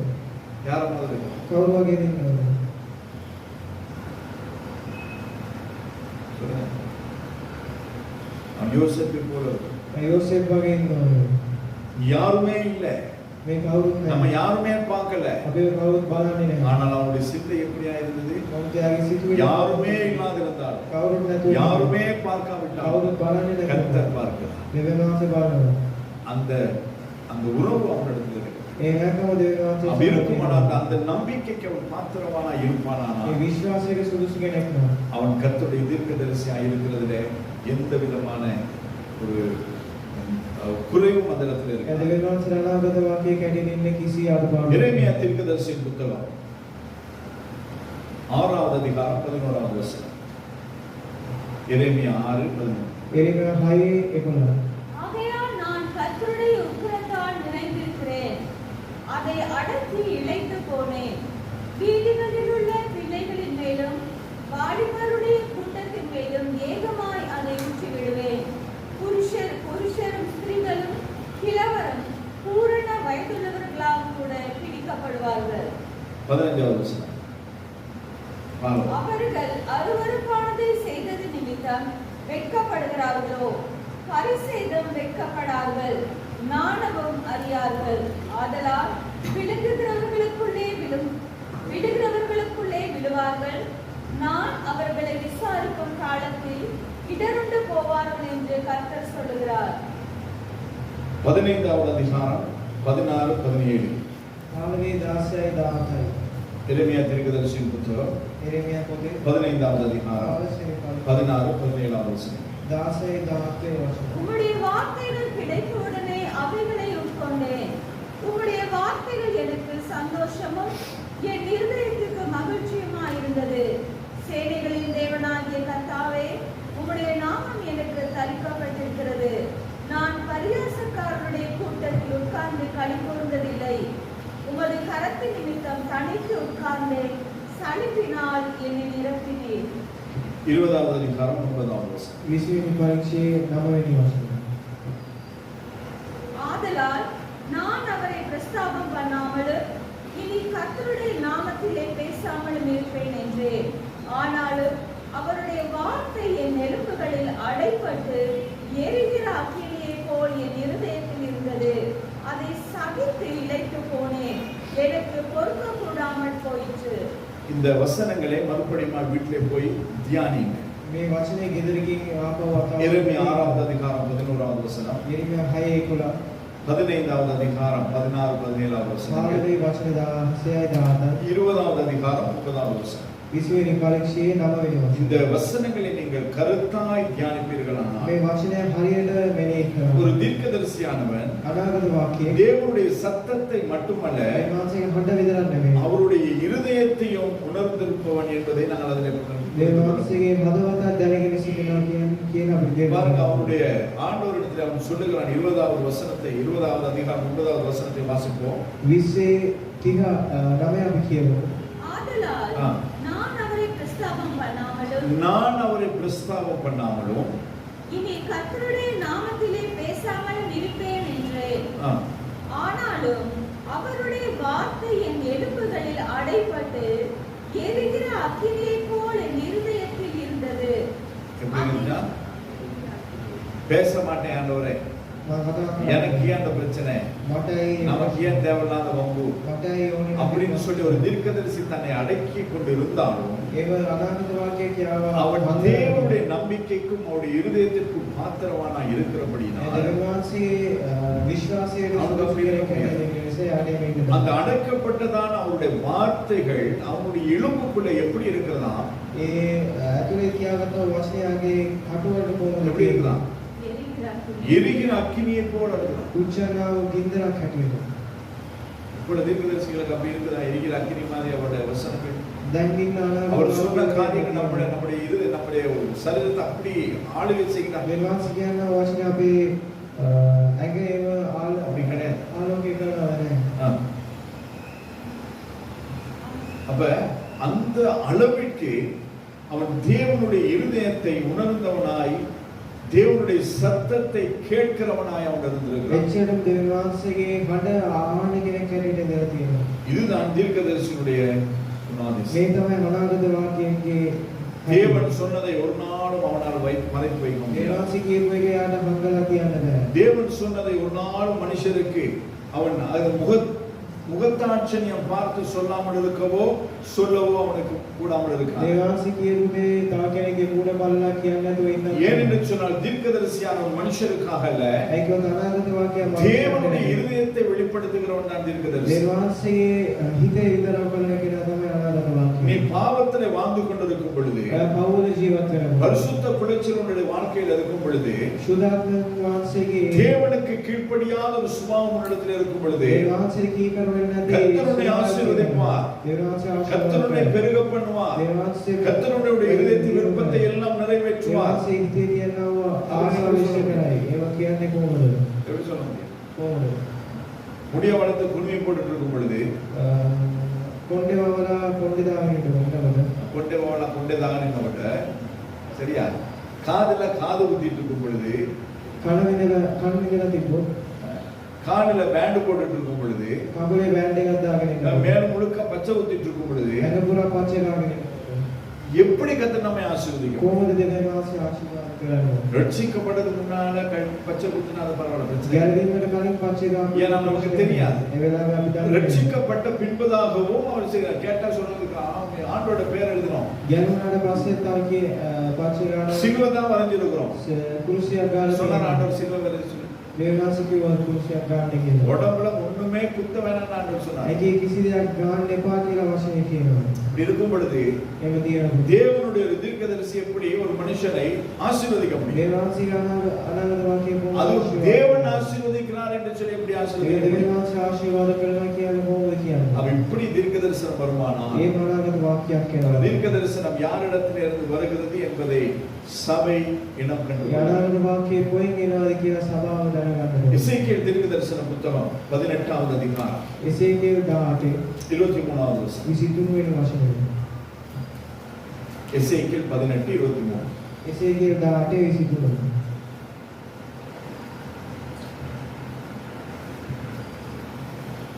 இருக்குதா? 23. துன்மார்க்கன் சாகிறது எனக்கு எவ்வளவு பிரியமோ, அவன் தன் வழிகளை விட்டு திரும்பி பிழைப்பது அல்லவோ எனக்கு பிரியம் என்று கர்த்தராகிய ஆண்டவர் சொல்கிறார். மறுபடியும் வாசிக்கலாம். අපි නැවතත් කියමු. துன்மார்க்கன் சாகிறது எனக்கு எவ்வளவு பிரியமோ. அவன் ஏற்கனவே துன்மார்க்கன். එයා පවකාරයෙක්. அப்ப துன்மார்க்கனா இருக்கிற ஒருவன் පවකාරයෙක් හැටියට ඉන්නේ කෙනෙක්. சாகிறது මැරෙන්නේ. எனக்கு எவ்வளவு பிரியமாய் இருக்குமோ என்று கர்த்தர் கேட்கிறார். වල කොච්චර කැමතිද කියලා දෙවියන් அவன் கெட்டவன் தானே, அவன் அழிஞ்சு போட்டும். එයා නපුරු කෙනෙක්. அவன் கெட்டவன் தானே, செத்து போட்டும். එයා නපුරු කෙනෙක්. அவன் கெட்டவன் தானே, அவனுக்கு இப்படித்தான் நடந்திருக்கணும். එයා නපුරු කෙනෙක් නෙමෙයි. அப்படின்னு சொல்லி நாம சொல்லுவோம். ඒවා අපි හිතනවා. ஆனால் ஆண்டவர் அப்படி சொல்லுகிறார். දෙවියන් කියනවා. இல்லை. அவன் எவ்வளவு துன்மார்க்கனாய் இருந்தான், එයා කොච්චර அவன் எவ்வளவு கெட்டவனாய் இருந்தான், කොච්චර නපුරු ஆண்டவருடைய இருதயம் என்ன சொல்லுகிறது? දෙවියන්ගේ හදවත මොනවද කියන්නේ? வாசிங்க. කියනවා. அவன் தன் வழிகளை விட்டு திரும்பி ஆரம்பத்துல துன்மார்க்கன் சாகிறது எனக்கு எவ்வளவு பிரியமோ அவன் தன் வழிகளை விட்டு அவன் தன் வழிகளை விட்டு திரும்பி එයා තමගේ මාර්ගයෙන් හැල්ලා பிழைப்பதல்லவோ எனக்கு பிரியம் என்று யார் சொல்றாரு? யார் சொல்றான்? கர்த்தராகிய ஆண்டவர் சொல்லுது. දෙවියන් වහන්සේ කියනවා. அவன் கெட்டவன் தான், එයා නපුරු කෙනෙක්. அவன் குடிகாரன் தான், එයා බොන කෙනෙක්. அவன் விபச்சாரக்காரன் தான், එයා පව්කාරයෙක්. அவன் தூள் குடிக்கிறவன் தான், එයා කුඩු ගන්න. அவன் வட்டிக்கு வாங்குறவன் தான், එයා ණයට ගන්න කෙනෙක් තමයි. அவன் பொல்லாத கிரியைகள் செய்ய பார்த்தாலே உள்ளவன் தான். එයා පාතාලේ කෙනෙක්. அவன் அப்படியே இருந்து சாகிறது எனக்கு பிரியமல்ல. එයා මේ විදිහට මැරෙන්න එක මට කැමතියි. அவனும் தன்னுடைய துன்மார்க்கத்தை விட்டு திரும்ப வேண்டும் என்கிறது தான் என்னுடைய එයාට பிரியம். එයාගේ හැටි අතහැරලා වෙනස් වෙන්න ඕනේ. அப்ப தீர்க்கதரிசி எப்படிப்பட்டவனாய் இருப்பான்? අනාගත වාක්‍ය කොහොම කෙනෙක්ද? தேவனுடைய ஜனங்களை நேசிக்கிறவனாய் இருப்பான். දෙවියන් වහන්සේගේ ජනතාව ප්‍රේම කරන කෙනෙක්. அவனுடைய செய்தியிலே එයාගේ දේශනාව. எச்சரிப்பு இருக்கும், එයා அவமானம். අවවාදයේදී அவனுடைய செய்தியிலே ஆறுதல் இருக்கும், එයාගේ දේශනාවේ සැලසීමක් තියෙනවා. அவனுடைய செய்தியிலே நம்பிக்கை இருக்கும், එයාගේ දේශනාවේ විශ්වාසයක් තියෙනවා. அவனுடைய செய்தியிலே ஒரு வாக்கு தத்துவம் இருக்கும். එයාගේ දේශනාවේ පුරුදුවක් இது எல்லாவற்றையும் கொண்டுதான் ஒரு தீர்க்கதரிசி தன்னுடைய சபைக்காய் இருக்கட்டும், ஒரு தனிப்பட்ட மனுஷனுக்காய் இருக்கட்டும், அவன் பேசுகிறவனாய் இருப்பான். මේ දේවල් කියලා තමයි අනාගත වාක්‍යයක් ஆனா இன்று සභාවේ பார்த்தீங்கன்னு சொன்னா இன்றைய உள்ள தீர்க்கதரிசிகள் නමුත් අද කාලේ ඉන්න අනාගත அவருடைய වාක්‍යය செய்திகளில் எச்சரிப்பு கிடையாது, ඒ දේශනාවේ අවවාදයක් නැහැ. அவருடைய செய்தியிலே ஒரு ஆறுதல் கிடையாது, ඒ දේශනාවේ සැලසීමක් නැහැ. அவருடைய செய்தியிலே ஒரு நம்பிக்கை கிடையாது. ඒ දේශනාවේ විශ්වාසයක් නැහැ. ஆனால் அவருடைய செய்தியிலே வாக்குத்தத்தங்கள் மாத்திரம் இருக்கும். නමුත් එයාගේ දේශනාවේ පුරුදු වචන பார்த்திருக்கிறீங்களா? பார்த்திருக்கீங்களா? බලලා තියෙනවද? எச்சரிப்பு இருக்காது. අවවාදයක් තියෙන්නේ නැහැ. அதாவது நீ இப்படி பண்ணுகிறாய், இந்த காரியத்தை நீ செய்கிறாய் என்பதை குறித்து அவன் பேசுகிறது එයා கிடையாது. මේම කරනවා මේ දේවල් කරනවා කියලා එයා කතා කරන්නේ නැහැ. அடுத்தது அவனுடைய செய்தியிலே தேவன் அவனுடைய இருதயத்தை தேவன் அவனோடு கூட இடைப்படும் பொழுது அவனுடைய ஆறுதல் படுத்துகிறதான வார்த்தைகள் இருக்காது. එයා දෙවියන් වහන්සේ කියන දේ කියනකොට සැනසීමක් දෙන්න වචන තියෙන්නේ නැහැ. இதை விட்டு நீ வெளியே வந்தால் கர்த்தர் உனக்கு இப்படி செய்வார் என்பதான ஒரு நம்பிக்கை கொடுக்கிறதா இருக்காது. මේකෙන් ඔයා එළියට ආව දෙවියන් වහන්සේ මේ දේවල් කරයි කියන தூள்விக்கிறவன் திருந்திட்டா அவன் கொடுக்கிற பணம் எங்களுக்கு இல்லாம போயிடும். කුඩුකාරේ හරි වුණා නම් එයාට දෙන්න සල්ලි නැහැ. வட்டிக்கு வாங்குறவன் அதை நிறுத்திட்டா கொடுக்கிற தசம காணிக்கையினுடைய அமௌண்ட் குறைஞ்சிடும். ණයට දෙන කෙනා ණයට ගන්න එක නැවතුණා නම් පඬු දෙන එක අඩු වෙයි. இல்ல இதெல்லாம் இருக்குதானே அதுல. මේවා කියනවානේ. இந்த குடும்பம் வெளிநாட்டுக்கு போறத நிப்பாட்டினாங்கன்னு சொன்னா வெளிநாட்டுக்கு போயிட்டு சம்பாதிச்சு வந்த தசம காணிக்கை இல்லாம போயிடும். මේ පවුල රටට යන එක නැවතුණා නම් ඒ රටට அப்ப இதுகளை நாம் கருத்திலே கொண்டு இன்று அநேக ஊழியங்கள் சுயநலமா, அதாவது தங்களுடைய பிழைப்பாய் போய் கொண்டிருக்கிறது. ගොඩක් සේවකයෝ මේවා තියාගෙන යාගේ ஆனால் தேவனுடைய தீர்க்கதரிசி නම් දෙවියන් වහන්සේ අනාගත அவன் இப்படி වාක්‍යය. இருக்க மாட்டான். එයා මේක ඉන්නේ නැහැ. யாரா இருந்தாலும் எச்சரிப்பு இருக்கும், එයා කවුරු වුණත් අවවාදයක් තියෙනවා. யாரா இருந்தாலும் அவர்களுக்கு ஆறுதல் இருக்கும், කවුරු වුණත් සැනසීමක් யாரா இருந்தாலும் அவர்களுக்கு ஒரு நம்பிக்கை කවුරු கொடுக்கிறவர், වුණත් විශ්වාසයක් දෙන්න කෙනෙක්. யாரா இருந்தாலும் கர்த்தர் அவர்களுக்கு வாக்குத்தத்தங்களை கொடுக்கிறார். කවුරු වුණත් එයාට දෙවියන් වහන්සේ அப்ப පුරුදු தேவனுடைய ஜனங்களை தேவன் எப்படி நேசிக்கிறாரோ அதன்படி நேசிக்கிறவன் தான் உண்மையான தீர்க்கதரிசி, தேவனுடைய தீர்க்கதரிசி. දෙවියන් වහන්සේ ජනතාව කොහොමද දෙවියන් වහන්සේ ප්‍රේම කරන දේවගේ ප්‍රේම කරන කෙනෙක් තමයි. கொடுக்கிறவனை மட்டும் ஆசீர்வதிக்கிறது கிடையாது. දෙන අයට විතර ආශිර්වාද කරන கொடுக்கிறவன் කෙනෙක්. தவறாய் கொடுத்தால் அந்த தவறை திருத்தி அவனை கொண்டு வருகிறவன் தான் தீர்க்கதரிசி. දෙන කෙනා වැරදියට දුන්නොත් ඒක හරි ගස්සන කෙනා තමයි අනාගත වාක්‍යය. எரேமியா தீர்க்கதரிசி புத்தகம் 8வது அதிகாரம் එරේමියා 8 9-10 வசனம். වචන 9යි 10. எரேமியா 8:9-10. එරේමියා 8 9යි 10. ஞானிகள் வெட்கி கலங்கி பிடிபடுவார்கள். இதோ கர்த்தருடைய சொல்லை வெறுத்து போட்டார்கள். அவர்களுக்கு ஞானம் ஏது? ஆகையால் அவர்களுடைய ஸ்திரீகளை அந்நியருக்கும் அவர்களுடைய வயல்களை அவைகளை கட்டிக் கொள்பவர்களுக்கும் கொடுப்பேன். அவர்களையே சிறியோர் தொடங்கி பெரியோர் மட்டும் ஒவ்வொருவரும் பொருளாசைக்காரராய் இருக்கிறார்கள். தீர்க்கதரிசிகள் தொடங்கி ஆசாரியர்கள் மட்டும் ஒவ்வொருவரும் பொய்யராய் இருந்து 9-10. 8வது அதிகாரம் 9-10. ஓசியா தீர்க்கதரிசன புத்தகம் 10வது அதிகாரம் 13-14 வசனம். ஓசியா 10-14. ஓசியா தீர்க்கதரிசன புத்தகம் 10வது அதிகாரம் 13-14. அநியாயத்தை உழுவீர்கள், தீவினையை அறுத்தீர்கள், பொய்யின் கனிகளை புசித்தீர்கள். உங்கள் வழியையும் உங்கள் பராக்கிரமசாலிகளின் திரளையும் நம்பினீர்கள். ஆகையால் உங்கள் ஜனங்களுக்குள் அமளி எழும்பும். பிள்ளைகளின் மேல் தாய் மோதியடிக்கப்பட்ட யுத்த நாளிலே பெத்தார்பேலை சல்மான் அழித்தது போல உங்கள் எல்லா அரண்களும் அழிக்கப்படும். இதில் ஏதாவது நல்லது வந்ததா? நல்ல வார்த்தைகள் இருக்கா? මේකේ මොනවාරි යහපත් වචනයක් ஆறுதலான තියෙනවා. வார்த்தை இருக்கா? සැනසීම දෙන්න වචනයක් තියෙනවා. ஆமோஸ் தீர்க்கதரிசி புத்தகம் 6வது அதிகாரம் 8வது வசனம். ආමෝස් 6:8 වෙනි වචනය. ஆமோஸ் 6:8. ආමෝස් 6:8. நான் யாக்கோபுடைய மேன்மையை வெறுத்து அவனுடைய அரண்மனைகளை பகைக்கிறேன். நான் நகரத்தையும் அதன் நிறைவையும் ஒப்புக்கொடுத்து விடுவேன் என்று கர்த்தராகிய ஆண்டவர் தம்முடைய ஜீவனை கொண்டு ஆணைத்தார் என்பதை சேனைகளின் தேவனாகிய கர்த்தர் சொல்லுகிறார்.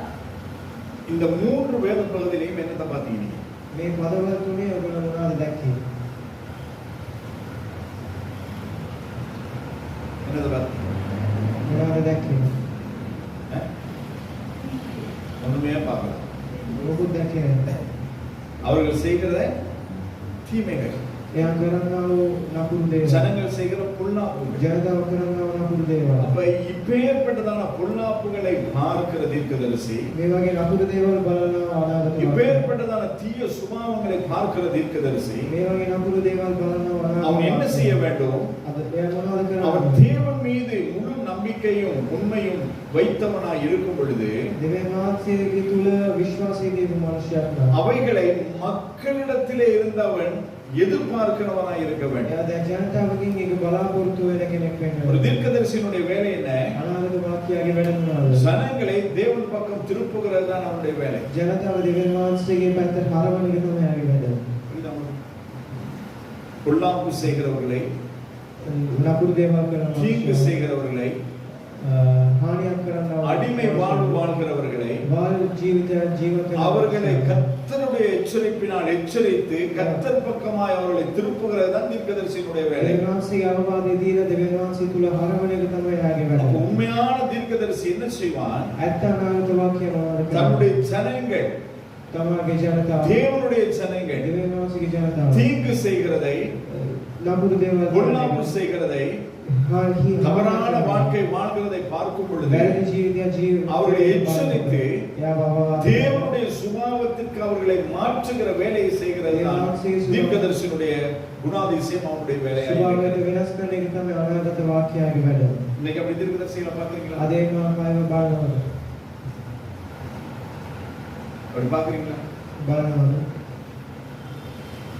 எச்சரிக்கிறதே கிடையாது, අවවාදය කරන්නේම නැහැ. ஆசீர்வாதம் மட்டும்தான். ආශිර්වාදය පමණයි. கர்த்தருடைய சுகப்படுத்துவார், දේවාංශයේ සුවය දෙයි. கர்த்தருடைய கீழாக்காமல் மேலாக்குவார், දේවාංශයේ ඉසක් කරයි. வாழாக்காமல் தரையாக்குவார். ඉසක් කැඩෙන්න වෙනස් කරයි. எல்லாமே அவர் பண்ணுவார். හැමදාම එයා ஏன்னா කරනවා. அவருக்கு மட்டும்தான் பண்ண முடியும். ඒකෝද යා විතරේ වගේ. ஆனால் அதை பண்ணுகிறதுக்கு නමුත් ඒවා நீ කරන්නේ என்ன செய்ய வேண்டும்? ඔයා මොනවද කරන්න ඕනේ? யோவான் ஸ்நானகன் என்ன செய்தார்? යෝහන් බෞතිස්ම කුමාරයා அதை தான் செய்தார். එයා ඒක තමයි කරන්නේ. மனம் திரும்புங்கள், பரலோக ராஜ்யம் சமீபமாய் හිත වෙනස් කරන්න ස්වාමීන් වහන්සේ ඊටමත් ළඟයි. மனம் திரும்புங்கள், හිත වෙනස් කරන්න. மனம் திரும்பி ஞானஸ்தானம் எடுங்க. ගැලවිලා බෞතිස්මේ. இன்னைக்கு ஜனங்கள் மனம் திரும்பி ஞானஸ்தானம் எடுக்கிறார்கள். ජනතාව වෙනස් වෙලා බෞතිස්මේ எடுத்த பிறகு மறுபடியுமா அதை காட்டிலும் மோசமான சுபாவத்தோடு கூட வாழ்கிறார்கள். අරන් ආයේ වෙනස් ජීවිතයක් ජීවත්. அதுவரையிலும் இருந்தவர்களுக்கு கர்த்தர் கிருபையாய் மன்னித்திருக்கிறார். ඒ වෙනකන් හිටපු කෙනා දෙවියන් වහන්සේ ஞானஸ்தானத்துக்கு பிறகு யாருக்குமே கர்த்தர் மன்னிக்க போவது கிடையாது. සමාව දුන්නා. නමුත් බෞතිස්මේ පස්සේ දෙවියන් වහන්සේ සමාව දෙන්නේ නැහැ. ஆமா இல்லையா? උදේට வேதம் சொல்லுகிறது. වචනේ කියනවා. அவரை அறியாதிருந்த காலத்திலே நாங்கள் செய்த அநியாயங்களை, தவறுகளை கர்த்தர் ஆழத்திலே போட்டுட்டாராம். එයාව දන්නේ නැතුව කරපු දේවල් පවවඩ இப்ப என் தேவன் யார் என்று தெரிந்து நான் செய்கிறதை கர்த்தர் எப்படி மன்னிக்க முடியும்? නමුත් දේවන් වහන්සේ කවුද කියලා දැනගෙන කරනව දේවල් දේවන් වහන්සේ කොහොමද සමාව දෙන්නේ? ஒரு தீர்க்கதரிசி இதை எச்சரித்து ஜனங்களை நல்வழிப்படுத்த வேண்டும். අනාගත වාක්‍යයේ මේවා දැනගෙන இது අවවාද කරනවා. தீர்க்கதரிசன ஊழியத்தின் மிகப்பெரிய ஒரு உத்தரவாதம். අනාගත වාක්‍යයේ සේවයෙන් මේක ලොකු වැදගත් කරනවා. ஆண்டவர் அவருக்கு தான் காண்பிப்பார். දේවාසියන් තමයි உங்கள் පෙන්නන්නේ. அந்தரங்க வாழ்க்கையை கர்த்தர் ஊழியக்காரனுக்கு தான், அந்த தீர்க்கதரிசிக்கு தான் காண்பிப்பார். සැඟවූ ජීවිතය යාර තමයි විතරව කරන්නේ. அது இயேசு கிறிஸ்து தீர்க்கதரிசி, அவர் அந்த பிரதான தீர்க்கதரிசி அவர். යේසුස් වහන්සේ තමයි பிரதான அனாரத்தர்.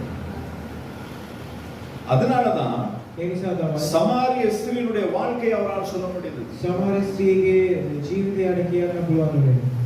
கேக்குறா, தண்ணி கேக்குறாரு. එයා වතුර அதுவரை நாம கொடுக்க கூடாது. දේවාංශ මම ඔබට දෙන්න நான் யார் உனக்கு தெரிஞ்சா நீ என்கிட்ட வாங்கி குடிப்பேன்ற. මම කවුද කියලා දැනගත්තු ගමන් මගේ බොන්නේ නැහැ. அதுக்கு பிறகு சொல்றாரு, புருஷனை கூட்டிட்டு வா. ඒකට යන්නේ ඔයාගේ நான் சொல்றேன், எந்த புருஷனை கூட்டிட்டு வா? ඒකේ මොන அவர் சொல்றாரு, இருக்கிறது இப்ப 5வது ஆளோட. දැන් ඉන්නේ ඔයා පස්වෙනි කෙනා එක්ක. அந்த வார்த்தையை கேட்ட உடனே அவளுக்கு தெரியுது, ஓ இவர் மெசியா. ඒක දැනගත්තම එයාට තේරෙනවා මෙයා මෙසියා. ஓடி போய் என்னை குறித்து ஒருவர் சொன்னார்.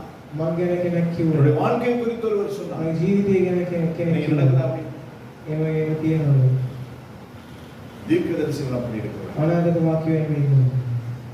கடைசியாக இதை மாத்திரம் நாங்கள் வாசித்து தியானித்து இந்த பாடத்தை நாங்கள் இன்று நிறைவு செய்வோம். අන්තිමට මේ වචනේ කියවලා අපි අද எரேமியா தீர்க்கதரிசி புத்தகம் 2வது அதிகாரம் එරේමියා පොතේ දෙවෙනි පරිච්ඡේදය 12-13வது வசனம். 12 වෙනි 13 වෙනි වචන 19வது வசனத்தையும் சேர்த்து வாசிப்போம். 19 වෙනි වචනය எரேமியா 2 එරේමියා 2 12, 13, 19. 12 13 19 வானங்களே, இது நிமித்தம் பிரமித்து கொந்தளித்து மிகவும் திடுக்கிடுங்கள் என்று கர்த்தர் சொல்கிறார். என் ஜனங்கள் 2 தீமைகளை செய்தார்கள். ஜீவ தண்ணீர் ஊற்றாகிய என்னை விட்டுவிட்டார்கள். தண்ணீர் நிற்காத தொட்டிகளாகிய வெடிப்புள்ள தொட்டிகளை தங்களுக்கு வெட்டி கொண்டார்கள். உன் தீமை உன்னை தண்டிக்கும், உன் மாறுபாடுகள் உன்னை தண்டிக்கும். நீ உன் தேவனாகிய கர்த்தரை விடுகிறதும் என்னை பற்றும் பயம் உன்னிடத்தில் இல்லாமல் இருக்கிறதும் எத்தனை பொல்லாப்பும் கசப்புமான காரியம் என்று உணர்ந்து கொள் என்று சேனைகளின் கர்த்தராகிய ஆண்டவர் சொல்கிறார். இப்படி சொன்னா நீங்க என்ன நேசிப்பீங்களா? මේක කියුවොත් ඔයගොල්ලෝ මට ප්‍රේම කරයිද? புரியுது உங்களுக்கு கேள்வி? ප්‍රශ්නේ තේරෙනවද? 12, 13, 19வது வசனத்தில் உள்ள இதன்படி 12 13 19 වචනේ වලින් ஒரு உண்மையான ஒரு தீர்க்கதரிசியா இருந்து ඇත්ත අනාගත වාක්‍යය நீங்கள் செய்கிறதான குற்றங்களை தவறுகளை உங்களுக்கு சுட்டி காண்பித்தால் ඔයගොල්ලෝ කරන්නව වැරදි මං කියලා කියනවා. என்ன நேசிப்பீங்களா? ඔයගොල්ලෝ මට ප්‍රේම அது කරයිද? முதலாவது. ඒක පළවෙනි. தொடர்ந்து இந்த சபைக்கு வருவீங்களா? නැවත මේ සභාවට එනවද? வாசிங்க இந்த வசனத்தை மறுபடியும். මේ වචනේ ආපහු කියවන්න. ஆ. வானங்களே, இது நிமித்தம் பிரம்மத்தை கொந்தளித்து மிகவும் திடுக்கிடுங்கள் என்று கர்த்தர் சொல்கிறார். என் ஜனங்கள் 2 தீமைகளை என் செய்தார்கள். ஜனங்கள் 2 தீமைகளை செய்தார்கள். මගේ ජනතාව නපුරු දේවල් දෙකක් කළා. ஜீவ தண்ணீர் ஊற்றாகிய என்னை விட்டுவிட்டார்கள். ஜீவத்தண்ணீர் ஊற்றாகி ஆண்டவரை விட்டு விட்டார்கள். ජීවිතේ නදී දෙවියන් වහන්සේ වතහැරියා. தண்ணீர் நிற்காத தொட்டிகளாகிய வெடிப்புள்ள தொட்டிகளை தங்களுக்கு தண்ணீர் வெட்டி நிற்காத மாய்மாலமான பொய்யான தொட்டிகளை அவர்கள் வெட்டி கொண்டார்கள். වතුරේ හිටින්නේ නැති මායාවේ ඒ භාණ්ඩයේ සමග ඒගොල්ලෝ ඇලවිලා. இன்னைக்கு அப்படிதானே சபைகள் நடந்துட்டு இருக்கு. ඒ වෙලේ සභාවල් තියෙනවා. வாழ்க்கையில அப்படிதான் நடந்துட்டு இருக்கு. ඒක තමයි ජීවිතේ. ஜீவ தண்ணீராக இயேசுவை விட்டுவிட்டு ජීවනයේ නදී යේසුස් වහන්සේ වතහැරියා. அதாவது தண்ணீர் நிக்காத ஏதோ ஒண்ணு நாம வச்சிட்டு இருக்கிறோம். වතුරේ හිටින්නේ නැති මොනවාද දෙයක් අපි තියන් ඉන්නවා. வெடிப்புள்ள ஒரு தொட்டியை நாங்கள் வைத்துக் கொண்டிருக்கிறோம். කැඩිච්චාව භාණ්ඩයක් අපි තියාගෙන ඉන්නවා. உன் தீமை உன்னை தண்டிக்கும். உன் தீமை உன்னை தண்டிக்கும். ඔයාගේ තීමේ නපුරු දේව ඔයාව දඬුවම් කරයි. உன் மாறுபாடுகள் உன்னை தண்டிக்கும். உன் மாறுபாடுகள் நீ அதாவது நடக்கிற வழிகள் உன்னை தண்டிக்கும். ඔයා යන්නා මාර්ගය ඔයාව දඬුවම් කරයි. நீ உன் தேவனாகிய கர்த்தரை விடுகிறதும் நீ உன் தேவனாகிய கர்த்தரை விடுகிறதும் ඔයා දෙවියන් වහන්සේ වතහැරින එකයි. என்னை பற்றும் பயம் உன்னிடத்தில் இல்லாமல் தேவனை பற்றும் பயம் என்னிடத்தில் இல்லாமல் இருக்கிறதையும் දෙවියන් වහන්සේගේ බය මන් තුළ නැති එකන எத்தனை பொல்லாப்பும் கசப்புமான காரியம் என்று உணர்ந்து கொள் என்று சேனைகளின் கர்த்தராகிய ஆண்டவர். தேவனை பற்றும் பயம் எனக்கு இருக்குது. දෙවියන් වහන්සේගේ බය අපිට තියෙනවා. இருக்குதா? තියෙනවා. ஏன் என்று சொன்னால் கர்த்தர் வந்து நேரடியாக கேட்க மாட்டார். Thank you දෙවියන් වහන්සේ. இப்ப கேட்க மாட்டார். දැන් කමන්නේ. ஆனால் எல்லாவற்றையும் கர்த்தர் ஞாபக புத்தகத்தில் எழுதி வைத்திருக்கிறார். නමුත් හැම දෙයක්ම දෙවියන් වහන්සේ මතකයේ ஆண்டவருடைய வருகையிலே கைவிடப்பட்டால் දෙවියන් වහන්සේගේ ඊමේ අතරිනවා. அந்தி கிறிஸ்துவின் நாட்களிலே இரத்த சாட்சியாய் மரிக்காவிட்டால் අන්තික්‍රිස්තුස්ගේ කාලේ මැරුණේ නැත්තම් இரத்த சாட்சி உதிர சாட்சியா උදේ සාක්ෂියක් ඇදෙන්න බැරි නැත්නම් நாங்கள் ஆண்டவருடைய வெள்ளை சிங்காசனத்துக்கு முன்பதாக இருக்க வேண்டி வரும். දේවාංශයේ විනිශ්චය දවසේ அப்ப අපිට ஆண்டவர் கேட்கிற கேள்விக்கு நமக்கு பதில் சொல்ல முடியுமா? දේවාංශය අහන ප්‍රශ්න වලට අපිට උත්තර කියන්න පුළුවන්. இந்த சபைக்கு போன நாள்ல இருந்து எச்சரிக்கப்பட்டாய். මේ සභාවට ගිය දවසේ ඉඳලා ඔයාට வருகைக்கு எப்படி ஆயத்தமாக வேண்டும் என்று சொல்லப்பட்டது. ඊමේල් කොහොම සූදානම් වෙන්න நீ எந்த விதமான ஒரு பயமும் உன்னிடத்தில் இருக்கவில்லை. කිසි බයක් තිබෙන්නේ නැහැ. ஜீவ தண்ணீராகி என்னை விட்டாய். ජීවේන දේවාම ஒரு மாய்மாலமான ஒரு பொய்யான ஒரு டேங்க் இருக்கிறத மாதிரி நாங்க பாசாங்கு செய்து கொண்டோம். මායාවක් තියෙනවා වගේ අපි ඒක බලාගත්තා. கர்த்தருக்கு பயப்படுகிற பயம் என்னிடத்தில் இருக்கவில்லை. දේවාංශයේ බය என்று சொல்லி ஆண்டவர் நமக்கு காண்பித்து கேட்கும் பொழுது நாம் என்ன சொல்ல போறோம்? එමෙ කියන දේවාංශය අපේ ගානවල අපි நாம் எங்க මොනවද நிக்க போறோம்? අපි කොහෙද යන්නේ? இதை சுட்டி காண்பித்து கர்த்தர் பக்கமாய் திருப்புகிறவன் தான் தீர்க்கதரிசி. මේවා කියලා දේවාංශයේ පැත්තට හරවන එක්කෙනා තමයි අනාගත වාක්‍යය. 19வது வசனம். 19 වෙනි වචනේ. அப்ப இந்த காரியங்களை கர்த்தர் நமக்கு ஆணித்தனமாய் ஒரு தீர்க்கதரிசியை கொண்டு கர்த்தர் நம்மோடு මේ பேசுகிறார். දේවල් දේවාංශ අනාගත වාක්‍යය තුල අපිත් එක්ක කතා நாம் කරනවා. மாறாத பட்சத்திலே நாம் தான் தேவனுக்கு கணக்கு கொடுக்க අපි வேண்டும். වෙනස් වෙන්නේ නැත්නම් අපි තමයි දේවාංශය ගණන් දෙන්න ඕනේ. அப்ப அந்த யோவான் ஒரு தீர்க்கதரிசி. යෝහාන් අනාගත වාක්‍යය. அதனாலதான் அவனை கொண்டு பத்மு தீவிலே கர்த்தர் வைத்து ඒක යාව ඒ ස්ථානයේ තියලා தனிமைப்படுத்தி තනි කරලා இனிமேல் சம்பவிக்க போகிறதான காரியங்களை அவன் குறிப்பிடுது. මේ ඉදිරිය වෙන්න යන දේවාංශය அப்ப ආරෙක அப்படின்னு சொன்னா அவன் தேவனோடு கூட அவன் இருந்திருக்கிறான். එයා දේවාංශ ස්වාමීන් වහන්සේලා තියෙනවා. அவன் தனிமைப்பட்டு தேவனோடு கூட வாழ்ந்திருக்கிறான். එයා තනි පුත්කලිකව දේවාංශ அவன் தேவனுடைய தரிசனங்களை அவன் பார்த்திருக்கிறான். දේවාංශයේ දර්ශන බලලා තියෙනවා. தரிசனத்தை பார்த்து அவன் திடுக்கிட்டு இந்த காரியங்களை வெளிப்படுத்தும் விசேஷத்தில் எழுதி வைத்தான். දර්ශනය බලලා බය වෙන මේ දේවල් එළිදරව් පුතේ அதை ලියලා வாசிக்கிற நானும் நீங்கள் மிகவும் பயத்தோடும் நடுக்கத்தோடும் வாசிக்க வேண்டும். ඒවා කියවන අපි කොච්චර බයෙන් ඒක කියවන්න ඕනද? எரேமியா 25வது அதிகாரம் එරෙමියා 25 වෙනි පරිච්ඡේදය 3 தொடங்கி 7 வரையும் வாசிக்கிறேன். සීලපණ 4 වෙනි எரேமியா 25 3 தொடங்கி 7. ஆமோனின் குமாரனாகிய யோசியாவின் 13ஆம் வருஷம் துவக்கி இந்நாள் மட்டும் சென்ற இந்த 23 வருஷமாக கர்த்தருடைய வார்த்தை எனக்கு உண்டாயிற்று. அதை நான் உங்களுக்கு ஏற்கனவே சொல்லிக் கொண்டு வந்தும் நீங்கள் கேளாமற் போனீர்கள். கர்த்தர் உங்களிடத்திற்கு தீர்க்கதரிசிகளாகிய தம்முடைய சகல ஊழியக்காரரையும் ஏற்கனவே அனுப்பிக் கொண்டே இருந்தும் நீங்கள் கேளாமலும் கேட்கும்படிக்கு உங்கள் செவிகளை சாயாமலும் போனீர்கள். எத்தனை வருஷம்? අවුරුදු කීයක්? 23 வருஷம். අවුරුදු 23ක්. இல்ல? 23 வருஷங்களாய் අවුරුදු 23ක් தீர்க்கதரிசிகளையும் අනාගත වාක්‍යය தேவனுடைய எச்சரிப்பை சொல்லும் ஜனங்களையும் මේ මාංශයේ අවවාදයේ தேவன் அனுப்பி கொண்டே இருந்தோம். මේ මාංශයේ යවන්නේ ඉඳලා தேவனுடைய நியாய தீர்ப்பை சொல்லிக் கொண்டே இருந்தோம். මේ මාංශයේ විනිශ්චය ගැන ஆண்டவருடைய வருகை குறித்து பேசிக்கொண்டே මේ இருந்தோம். මාංශයේ ඊමේ ගැන කතා කරමින් ඉඳලා ஜனங்கள் எப்படி இருந்தாங்களா? ජනතාව කොහොමද හිටියේ? கேளாமலும் கேட்கும்படிக்கு கேட்கும்படிக்கு செவியை சாய்க்கவும். செவியை சாய்க்காமலும் இருந்தார். 18 வருஷம் நாமளா தான் செய்துட்டு இருக்கோம். අවුරුදු 18ක් අපිත් ඒක තමයි කරන්නේ. சபையை கர்த்தருடைய வருகைக்கு ஆயத்தப்படுத்துகிறோம். සභාව දේවාංශයේ ඊමේට සූදානම් எத்தனை වෙනවා. பேர் ஆயத்தப்படுத்துகிறான்? කීදෙනෙක් සූදානම් எத்தனை பேர் වෙනවා? ஆயத்தப்படுத்துகிறான்? කීදෙනෙක් සූදානම් වෙලා ඉන්නවා? அதாவது சிறு பிராயம் முதல் கொண்டே கிறிஸ்துவுக்குள் வளர்ந்த பிள்ளைகளும் පොඩි කාලේ ඉඳන් ක්‍රිස්තුස් වහන්සේ තුලින් அந்நிய நுகத்தோடு கூட பிணைந்திருக்கிறார். වෙන ආගමකින් ඉන්න අයත් එක්ක சிறு සමානයි. பிராயத்திலிருந்து நம்மோடு கூட வளர்ந்தவர்களும் පොඩි කාලේ ඉඳලා අපිත් එක්ක உலகத்துக்கு ஒத்த வேஷம் தரித்து கொண்டிருக்கிறார். හිටපු අය ලෝකයේ සම ජීවත් වෙනවා. அதைதான் இந்த வசனத்தில் நாங்கள் பார்க்கிறோம். ඒ තමයි මේ වචනේ අපිට බලන්න පුළුවන්. தீர்க்கதரிசிகளை அனுப்பி கர்த்தர் சொல்லிட்டே தான் இருக்கிறார். අනාගත වාක්‍ය වියවන එච්චරිතේ දානවා. අවබෝධ කරගන්න. ஆனா நாம் நம்முடைய செவியை சாய்க்கிறது கிடையாது. නමුත් අපි අපේ කාර්ය நாம் கேட்கிறது கிடையாது. අපි යවන්නේ நாம் நம்மை சரிப்படுத்திக் கொள்வது கிடையாது. අපි අපි මාර්ගාස් කරන්නේ. இதுதான் தீர்க்கதரிசி தேவனுடைய இருதயம். அதுதான் தீர்க்கதரிசியினுடைய பாரம்.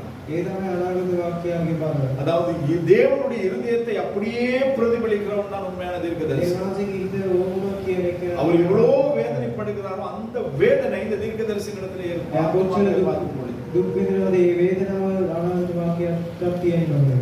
கோட்டை போட்டு சூட்டை போட்டு மினுக்கிட்டு வந்து நிக்கிறவன் தீர்க்கதரிசி கிடையாது. එයා කෝට් එක දාගෙන ඇවිල්ලා ඉන්නේ ஜனங்களுக்காக என்னது சாம்பலிலே உட்கார்ந்து இருக்கிறவன் தான் தீர்க்கதரிசி. ජනතාවගේ අනුර ඉඳන් ඉන්න එකලා තමයි අරවදව. அழியும்னு சொல்லிட்டு மரத்தடியில உட்கார்ந்து அழியறத பார்த்துட்டு இருக்கிற தீர்க்கதரிசி கிடையாது. නැති වෙයි කියලා ගාගම ඉඳන් බලන් ඉන්න කෙනා නෙවෙයි. அவர்களை மாற்றுகிறவன் தான் தீர்க்கதரிசி. එයාලා වෙනස් කරන කෙනා තමයි අරවදව. எனவே அந்த ஸ்தானத்துக்கு உள்ளவர்களை தேவன் இன்னும் வெளிக்கொண்டு கொண்டுதான் இருக்கிறார். ඒ ස්ථානයේ ඉන්න දේවාසනාව. நம்ம ரெண்டு வசனங்கள் இருக்கு, வாசித்து நாங்கள் அதை முடிப்போம். ஆமோஸ் தீர்க்கதரிசியின் புத்தகம் 8வது அதிகாரம் 4 தொடங்கி 7வது வசனம் வரை. ආමෝස් 8:4.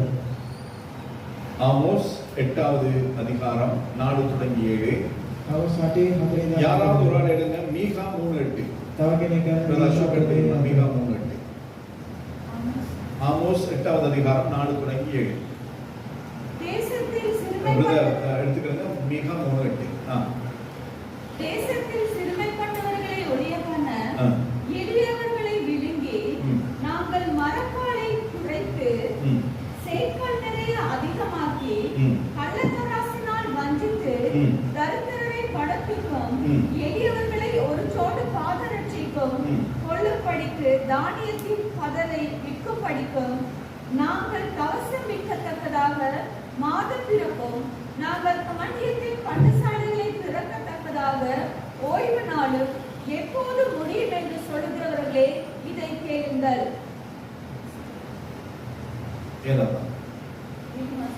இந்த வசனம் புரியுதா உங்களுக்கு? මේ වචනේ තේරෙනවා.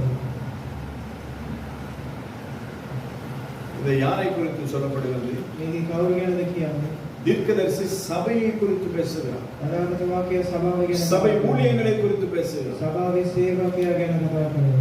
மாத பிறப்புகளிலும் මාසේ ஓய்வு நாளிலும் විවේක ஜனங்கள் என்னத்தை கொண்டு வரணுமா? ජනතාව මොනවද කියන්නේ? காணிக்கைகளை, தசமபாகங்களை, உங்களுடைய பண்டகங்களை, முதற்கனிகளை கொண்டு வரணும்ன்றதுக்காக வேண்டி சபையிலே எதிர்பார்ப்போடு கூட இருக்கிறாங்க. පඩුවේ දසයි කොටස් ගේන්න ඕනේ කියලා සභාව බලාපොරොත්තුවක් සමග. ஐயோ நான் இது சொல்லிட்டா சிஸ்டர் சுதர்ஷினி சாப்பாடு பேக் கொண்டு வர மாட்டாங்களே.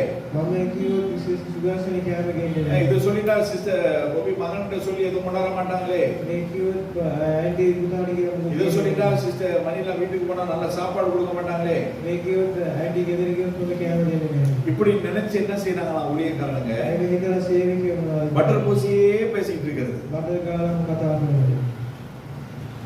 அவர்களை கர்த்தர் கண்டிக்கிறார். එයාලව දෙවියන් වහන්සේ දරුවෝ. அப்பேற்பட்டவர்களை கர்த்தர் கண்டிக்கிறார். சபை கர்த்தருடையது. සභාව දෙවියන් වහන්සේ. ரட்சிப்பு கர்த்தருடையது. ஆத்துமாக்கள் கர்த்தருடையவர்கள். ජනතාව දෙවියන් වහන්සේ. எனவே இவர்களை நல்வழிப்படுத்தி இவர்களை சரி செய்து பரலோகம் கொண்டு போக வேண்டியதுதான் ஊழியர்களுடைய வேலை, தீர்க்கதரிசியினுடைய வேலை. ඒක පරිලස්සන දෙවියන් වහන්සේගේ ඊමේ එකම වැඩේ තමයි සේවකයා. நீங்க கொடுக்கிற காணிக்கைக்கும் தசமபாகத்துக்கும் நீங்கள் தருகிறதான அந்த பொருட்களுக்கும் உங்களை என்னது உங்களை சந்தோஷப்படுத்த முடியாது. ඔගොල්ලෝ දෙන්නම බඩු වලට ඔයගොල්ලෝ සතුටු කරන්න බෑ. உங்களை சரியாய் நடத்தி பரலோகம் கொண்டு போகிறது தான் ஊழியனுடைய வேலையாக இருக்க வேண்டும். හරියට ස්වර්ග රාජ්‍යයේ அதுதான் தீர்க்கதரிசியினுடைய வேலையாக இருக்க வேண்டும். අනාගත වාක්‍යයේ වැඩ. அதனால தான் ඒ නිසා சபையிலே 5 விதமான ஊழியங்களை கர்த்தர் ஏற்படுத்தினார். සභාවේ සේවාවන් පාක් வெளியில கிடையாது. එළියේ அப்போஸ்தலன் எங்க இருக்கணும்? பேதுரு. பேதுருவரையா போய் சபையில தான் இருக்கணும். சபாவே. தீர்க்கதரிசி எங்க இருக்கணும்? அனாகத வாக்கியம் போய் சபையில தான் இருக்கணும். சபாவே. அதாவது டீச்சர் எங்க இருக்கணும்? குருவரையா போய் சபையில தான் இருக்கணும். போதகர் மேய்ப்பர் எங்க இருக்கணும்? சபையில தான் இருக்கணும். அது சபையை விட்டு நம்ம சபையா திரிஞ்சிட்டு இருக்க கூடாது. என்ன ஊழியத்தை கர்த்தர் உங்களுக்கு கொடுத்து வைத்திருந்தாலும் அந்த 5 ஊழியத்தை பெற்றவர்களும் போதகரை தவிர மற்ற 4 ஊழியங்களை பெற்றவர்கள் ஊழியம் இல்லாத நாட்களில் சபையிலே அவர்களுடைய சபையிலே கர்த்தரை ஆராதிக்க வேண்டும். வெளியில் அலைஞ்சு தெரிய முடியாது. சபையிலிருந்து நம்ம தேவன் 5 விதமான ஊழியங்களை ஏற்படுத்துகிறார்.